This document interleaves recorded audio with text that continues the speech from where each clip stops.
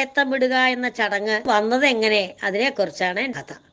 നമ്മുടെ തലച്ചോറിന്റെ ഇടതും വലതും ഭാഗങ്ങളെ ഒരേപോലെ ഉത്തേജിപ്പിക്കാനുള്ള ഗംഭീര വ്യായാമ മുറയാണ് ഈ ഏത്തടല്. ഗണപതിക്ക് മുന്നിലെ ഏത്തമിടലിനെ പറ്റി പല കഥകളുണ്ടായിരിക്കും.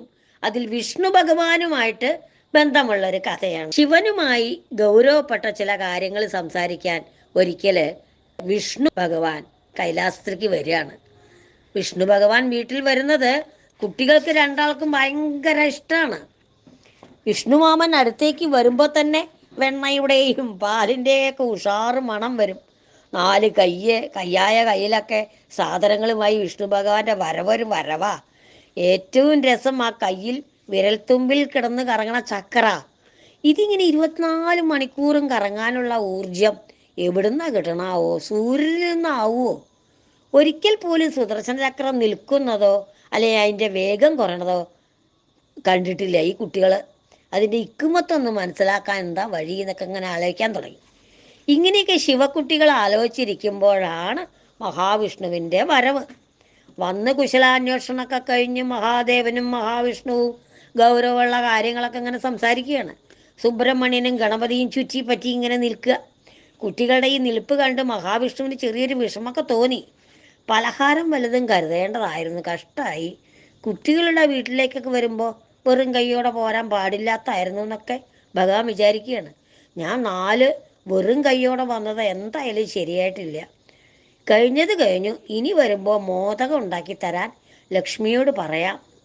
ശിവനും വിഷ്ണുവും സംസാരിക്കുമ്പോൾ കുട്ടികൾ ഓരോന്നോരോന്ന് ചോദിച്ച് ശല്യം ചെയ്യുക. ഗരുഡമാമയും അനന്തമാമയും അടികൂടി ആരാ വിഷ്ണു മാമ ജയിക്കുക ചോദിച്ചതിനൊക്കെ വിഷ്ണു ഉത്തരം പറഞ്ഞു കൊടുത്തു.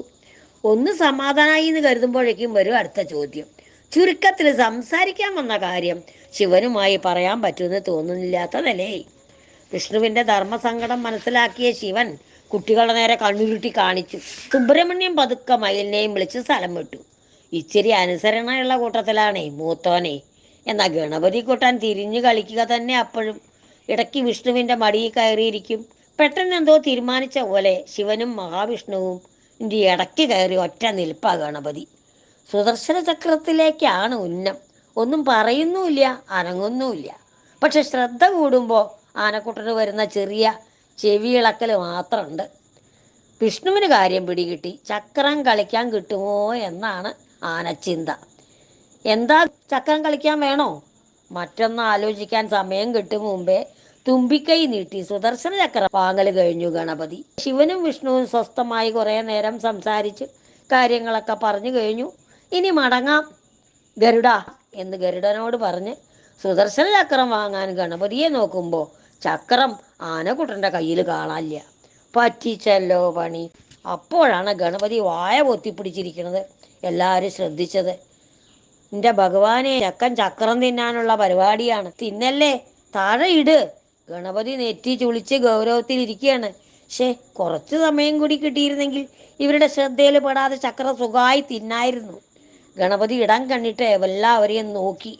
പാർവതി ഇപ്പം കരയുന്ന മട്ടാണ്. പണ്ട് വിഷം ഇറക്കാതിരിക്കാൻ ഭർത്താവിൻ്റെ കഴുത്ത് പിടിച്ച പോലെ ഇപ്പോൾ സുദർശന ചക്രം ഇറക്കാതിരിക്കാൻ മോൻ്റെ കഴുത്തിലും പിടിക്കേണ്ടി വരുമോ? ആനക്കഴുത്തുണ്ടോ 2 കൈ കൊണ്ട് ഒതുങ്ങണു. അച്ഛനും മക്കളും കിട്ടിയതൊക്കെ ചുണ്ണാമ്പാന്ന് നോക്കാതെ ഇങ്ങനെ തിന്നാൻ തുടങ്ങിയ ഞാൻ എന്ത് ചെയ്യും ഈശ്വരാന്നായി പാർവതി. സങ്കടവും ദേഷ്യവും വന്ന പാർവതി ശിവനെയും വിഷ്ണുവിനെയും ഒന്ന് നോക്കി. ഇരുവർക്കും ഒന്നും പറയാതെ തന്നെ പാർവതി മനസ്സിൽ ഉദ്ദേശിച്ചത് എന്താണെന്ന് ഒറ്റ നോട്ടത്തിൽ മനസ്സിലായി. ഇന്ദ്രൻ്റെ ആ വജ്രായുധം കൂടി വാങ്ങി കുട്ടിക്ക് കളിക്കാൻ കൊടുക്കാറുന്നില്ലേ എന്നായിരിക്കും പാർവതിയുടെ നോട്ടത്തിന്റെ അർത്ഥം. എന്തായാലും ഗണപതി ചക്രം വിട്ടുകൊടുക്കാനുള്ള ഉദ്ദേശമില്ല. പെട്ടെന്ന് മഹാവിഷ്ണു ഒരു സൂത്രം തോന്നി. കട്ട ഗൗരവത്തിലിരിക്കുന്ന ഗണപതിയെ ചിരിപ്പിക്കാതെ കാര്യം നടക്കില്ല. ചിരിക്കുമ്പോൾ എന്തായാലും ഒരു സാധനവും തിന്നാൻ പറ്റില്ലല്ലോ. അപ്പൊ ദൈവം സഹായിച്ച് ഇതുവരെ അവനത് ഇറക്കിയിട്ടില്ല. വിഷ്ണു ഗണപതിയുടെ മുന്നിൽ നിന്ന് കൈകളൊക്കെ പിണച്ച് ചെവിയിൽ പിടിച്ച് കാലുകൾ പിണച്ച് നിന്ന് ഏത്ത ഇടാൻ തുടങ്ങി.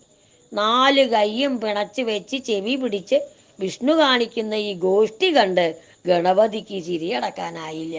ഗണപതി ചിരിച്ച് ചിരിച്ച് മണ്ണ് കപ്പി.